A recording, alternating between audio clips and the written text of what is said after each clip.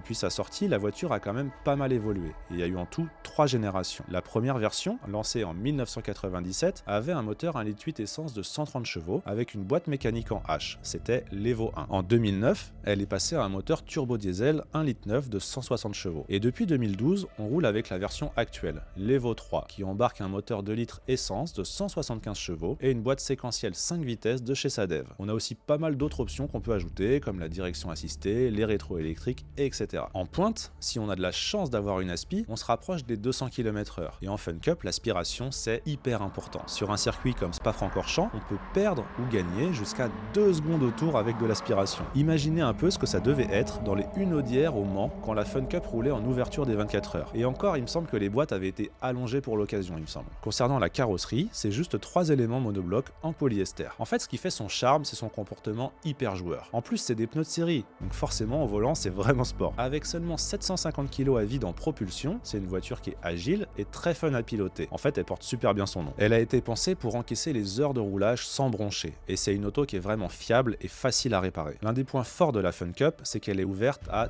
tous les niveaux.